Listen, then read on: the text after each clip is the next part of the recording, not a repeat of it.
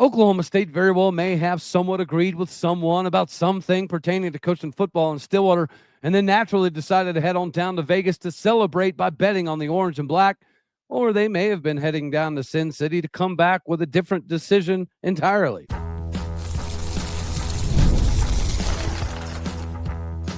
You are Locked On Oklahoma State, your daily podcast on the Oklahoma State Cowboys, part of the Locked On Podcast Network, your team every day.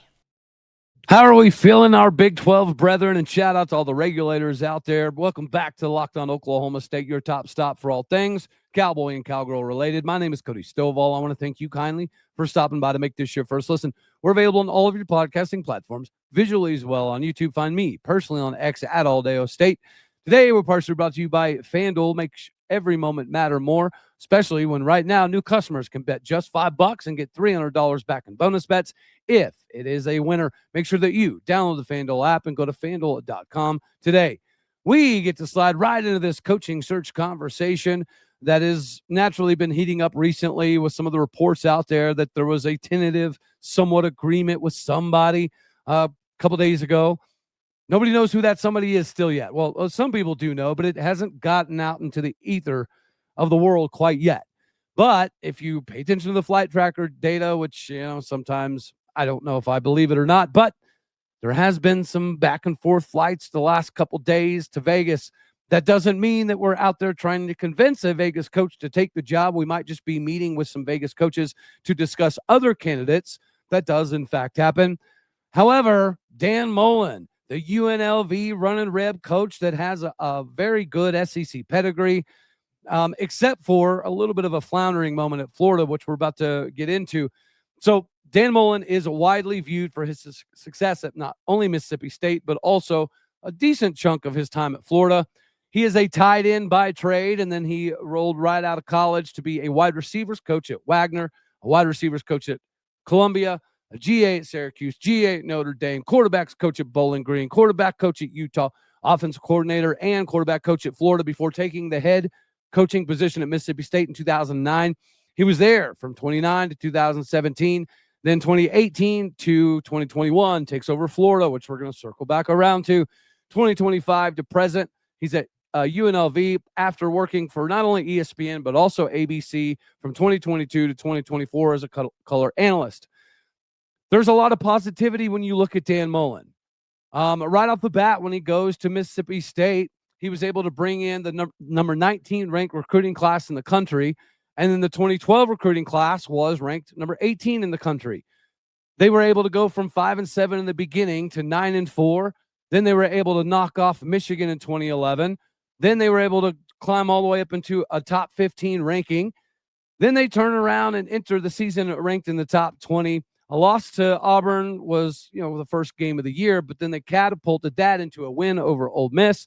They defeated Ole Miss 31-3.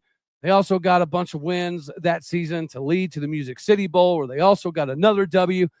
And then things just kept progressing from there. They began 2012 with a 7-0 record, getting up to number 13 in the country.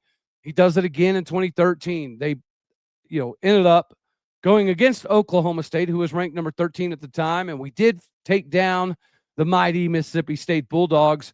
But even after that, he had a lot more success, and he was able to catapult all of that success into the job at Florida. The beginning of Florida, 4-7 campaign. Next year, 10-3. Next year after that, 11-2. Then they begin the next season, his third year now, 8-1. And then they kind of, had some of the wheels fall off to some degree at the end. And then the next season, they started 3-1. Then they lost to Florida. Then they lost to Georgia. Then they got beat up by South Carolina, which was never supposed to happen. And finally, Dan Mullen fired defense coordinator Todd Grantham, but the damage was already done. His demise had already began because of his incessant need to stick with Todd Grantham. I wanted to read something off of Wikipedia. Here we go. Though many fans and observers called for Mullen to fire defensive coordinator Todd Grantham after the previous season and shake up the defensive staff, he decided to keep Todd Grantham and limited staff changes to only 2 defensive assistant coaches. And we saw what the result of that was. He lost his job. And that is my biggest reservation for Dan Mullen. I appreciate his offensive innovations. I appreciate the success that he had at Mississippi State. And I think that he did bring a lot of positivity to Florida. But in the end, it was his inability or reluctancy to acknowledge the fact that Todd Grantham was the Achilles heel of those ball clubs. If he would have done what a lot of Florida people wanted and got rid of Todd Grantham the year prior, then perhaps he's prolonging his career as the head man in Florida. But because of that reluctancy to move on from Todd Grantham, he got let go.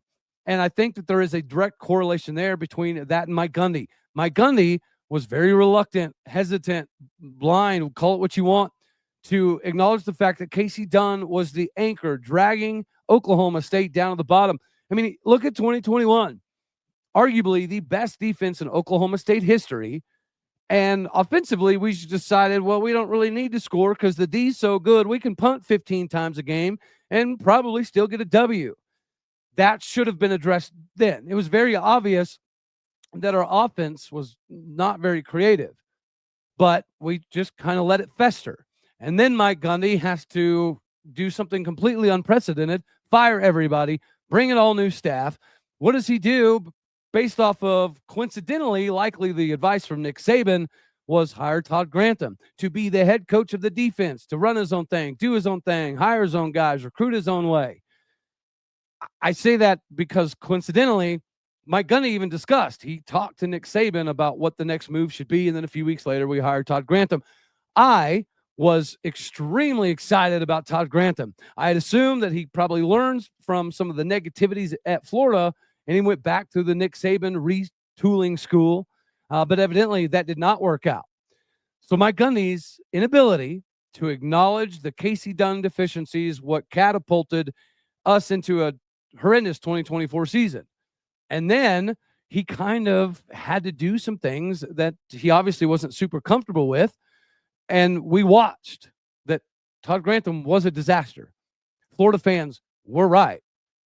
We shouldn't have been all up in arms excited about Todd Grantham, because if Dan Mullen would have done the right thing and fired Todd Grantham, Florida had a lot of capabilities to make a magical run.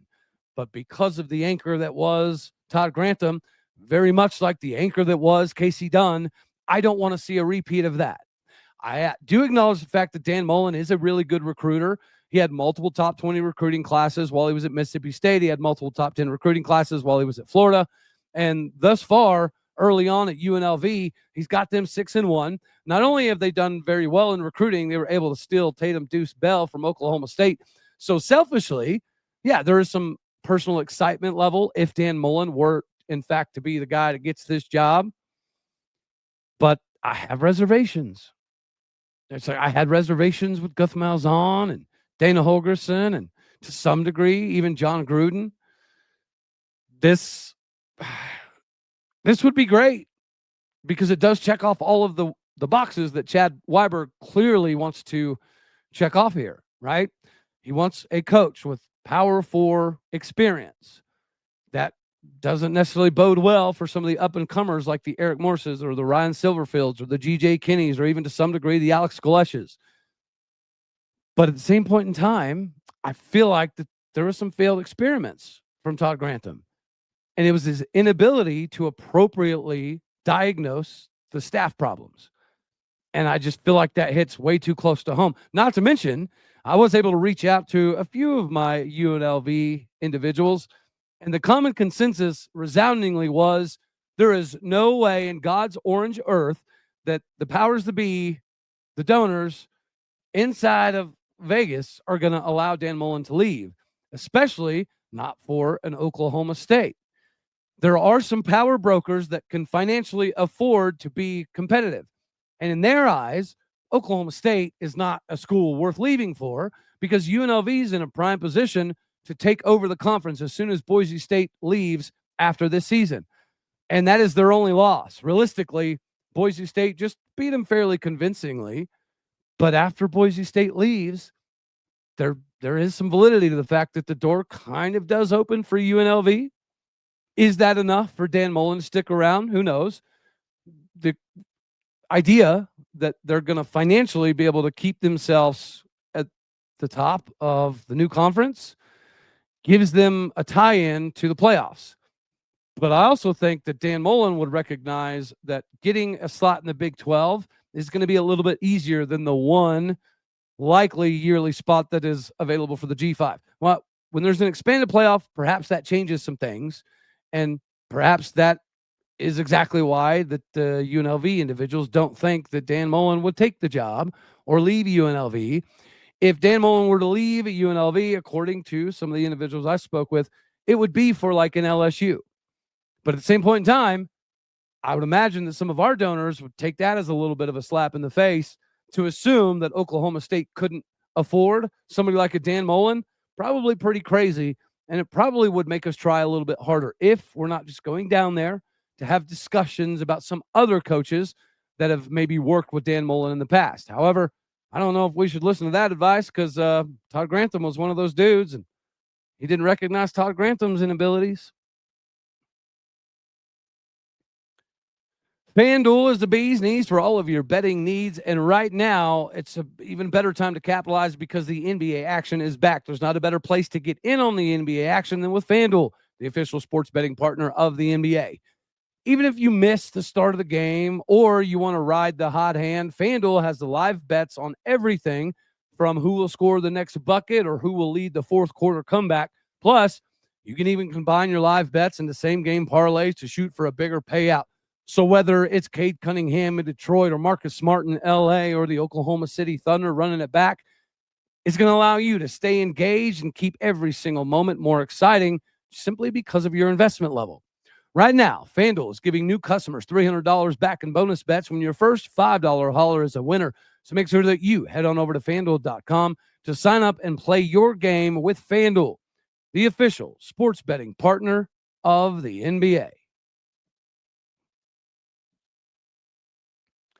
All right, now we get to cruise into segment 2 here, which is Rock Chalk Jayhawk, kind of reeling at the moment. We're going to talk a little bit more about the coaching search again here in segment 3, but I do think that it is important for Oklahoma State to bring their A game in this one because KU is reeling. They began the season a pretty hot commodity. For a large portion of the beginning of the year, they were top 3, top 4 in multiple Big 12 categories. Since then, they've kind of fallen back down to earth. It's not like a meteoric fall or anything like that, but they're 10 in passing yards, 10th in rushing yards, 11th in total offense. So better than, a decent amount of teams in the Big 12 still, but it's not the same KU that started the season. And even on the other side of the ball, defensively, KU is not the same team they began the season with.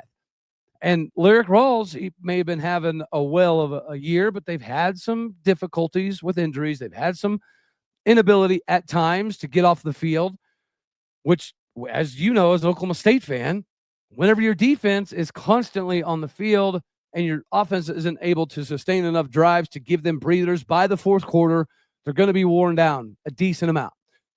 I think that Oklahoma State, whether it's Sam Jackson or Zane Flores or biggest drum roll of all time would be Haas Haney, all of those add different layers that make things more complex for KU. And whenever you have a team that is reeling like Kansas, sometimes they might get a little bit too desperate to kind of put a Band-Aid on a bullet hole. Not that they're going through a bullet hole scenario, but whenever you have the return of Jalen Daniels and you'll have a Highshaw Jr. in the backfield, you have a bunch of defensive linemen that are coming back, and you were able to get some offensive linemen, you were able to get a couple wide receivers. You tie all that together, this was supposed to be a big year for Lance Leipold. For whatever reason, it's not happening. I know words are still hard for me. I think the loss of Andy Kotelnicki as the offensive coordinator has really opened up some holes in what KU's trying to accomplish.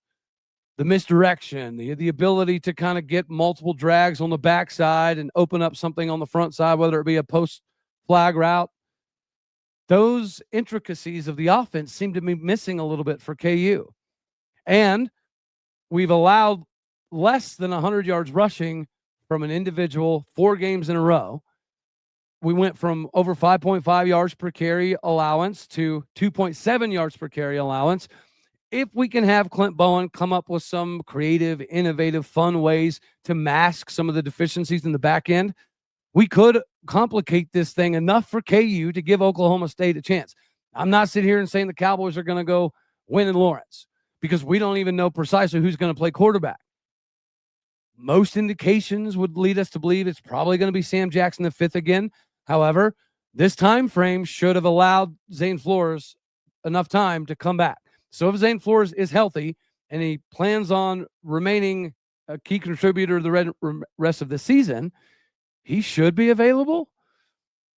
And, he hasn't exactly wowed the world, but his ability to stretch the field is a little bit better than Sam Jackson's.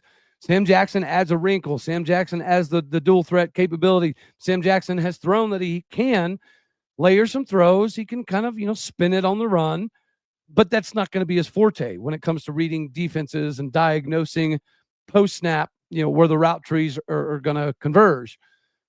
Maybe Zane Flores with a little bit more time under his belt to learn the system, to make it applicable. Because it's one thing to know the playbook. It's another thing to have a practical application for what I've been studying equals what happened in this ball game. And then be able to go to the film and say, okay, this makes sense now.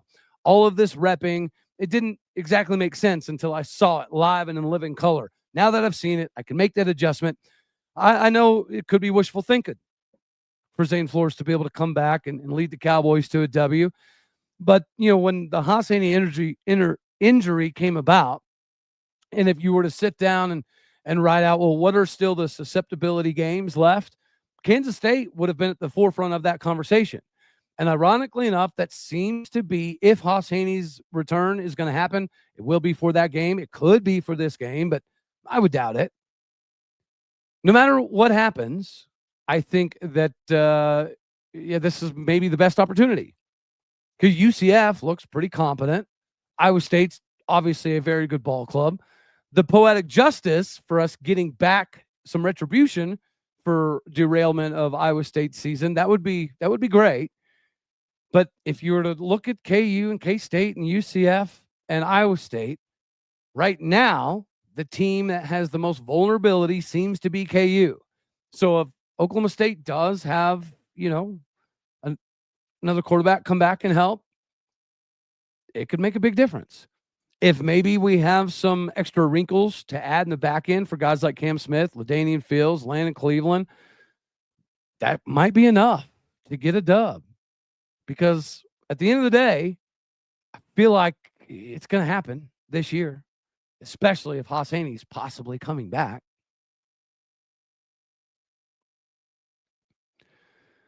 You need to go check out Mazda today, primarily because Mazda does more than just simply get people out who want to move.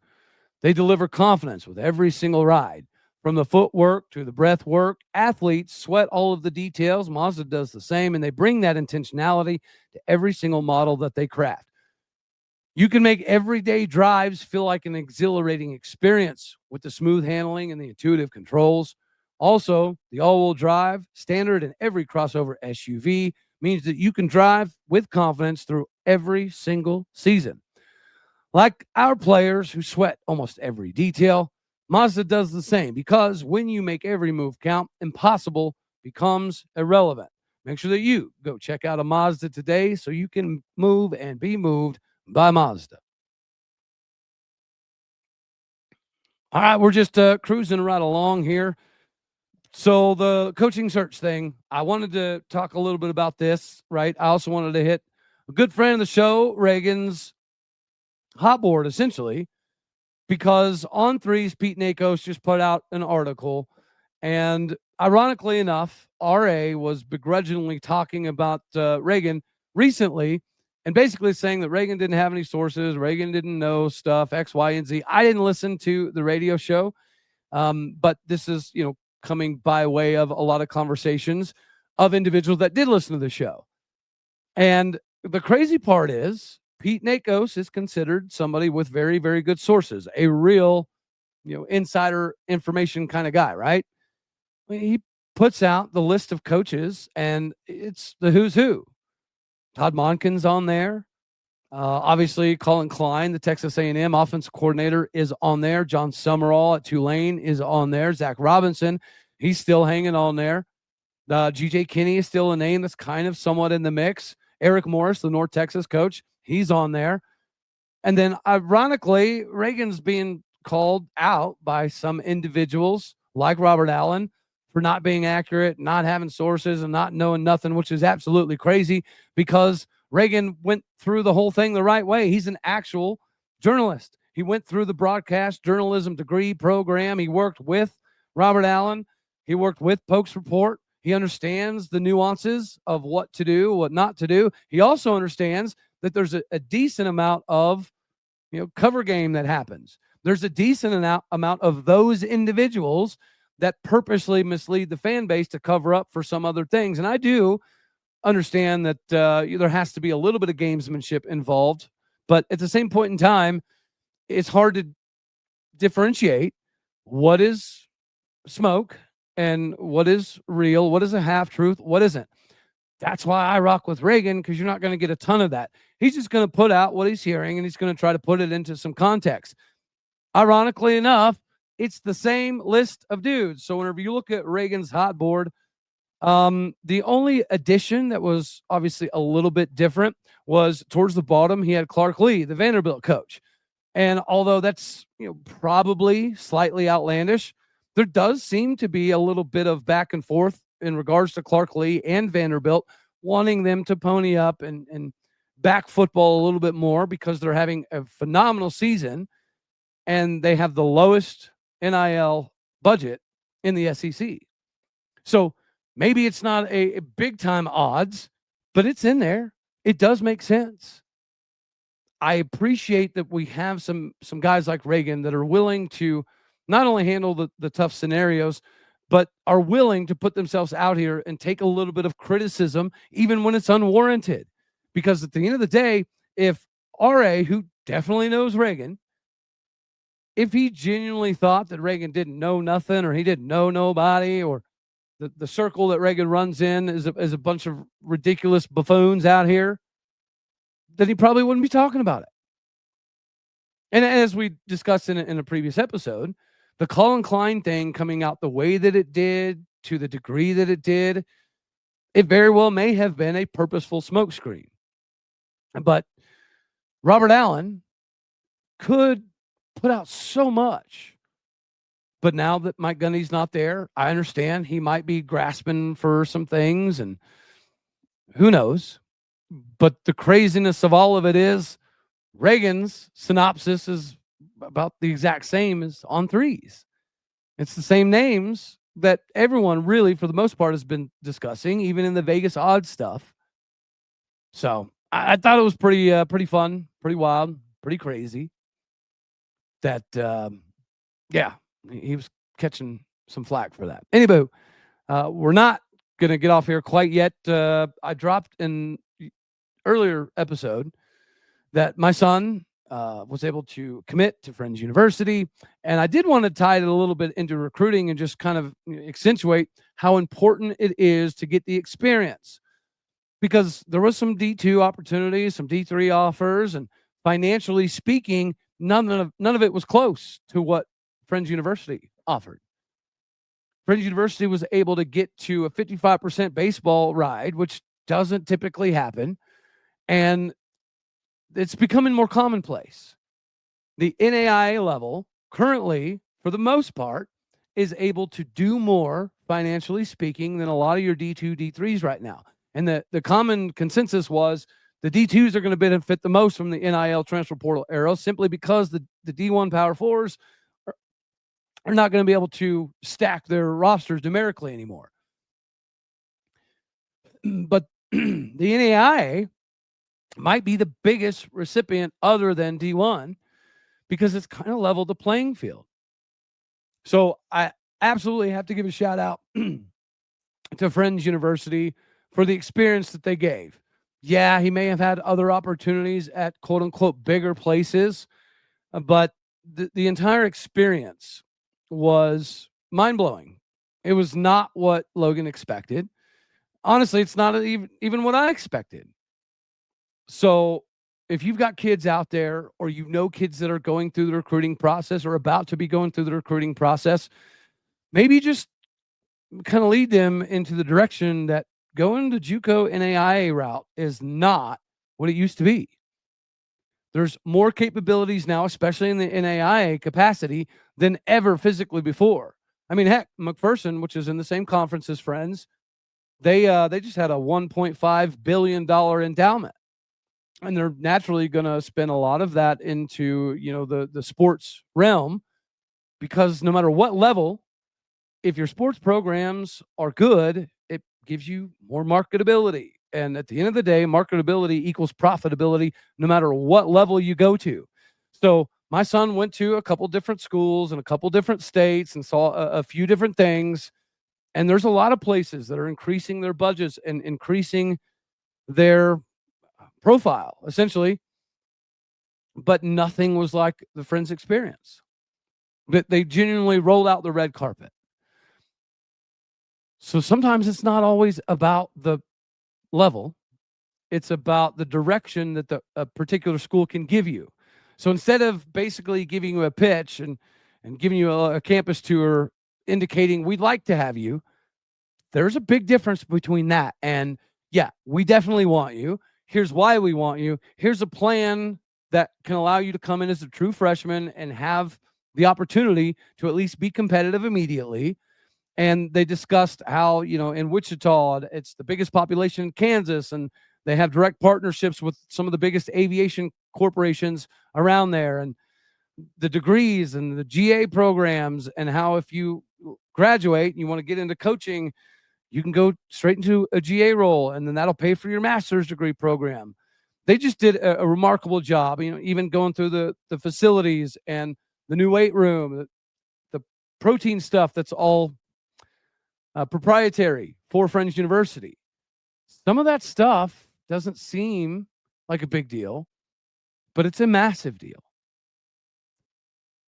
So next time anybody questions whether somebody should why would you take that offer when you had much bigger offers?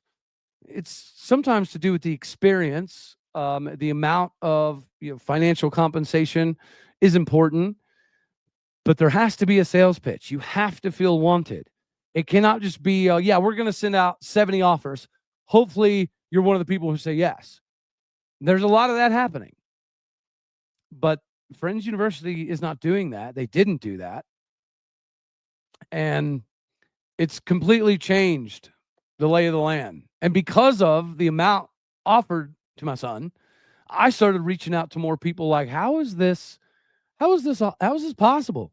How's a D2 only offering 10 to 12 grand and a D3 8 grand and this JUCO 6 grand and NAIA's 20 grand plus? Like, what is happening? How is this happening? And then it was broken down to me that the NAIA may be most benefited right now than anybody other than the D1s. So it's time to expand your horizons. The age-old adage was that you only went to JUCO or NAIA if you just couldn't cut it at the other levels. Those days are dead. It's about what is the best opportunity, how do you fit into that opportunity, and how much are we going to show you how important you are. I don't love what transpired with Katie Batman Jones after Mike Gundy left, but even Keewan to tell you, getting recruited by OU and A&M and LSU and whomever else, that's great. But if you're just going to be a fly on the wall, if you're just going to be another piece of the machine, it's not the same as when somebody gives you a clear direction, rolls out the red carpet, orange carpet, the whole 9 yards. That's not what it's all about, but it does matter. So again, next time we have questions about, well, why would he take that deal when this university and this conference is obviously a better prospect? It's not always that way. NIL, transfer portal, it's kind of leveled the playing field even more so than ever. And somehow it's given the NAIA a crazy amount of ability. So you're going to see more talent in the NAIA and JUCO divisions than ever before. And I'm here for it. I absolutely love it. Anywho, that's all we're going to have for this one right here. As always, I love you. God bless. Go Pokes. Thank you for tuning in to make this your first listen here on Locked On Oklahoma State. You could be anywhere. So happy you choose to be here. Do me a favor, hit the like button if you liked it. Dislike it if you didn't, that's okay too. More importantly, share, comment, and subscribe. My podcast with people out there. You're everything that makes this work. I appreciate what you do. Go do what you do. Hit the stars. Leave some reviews. Later, taters.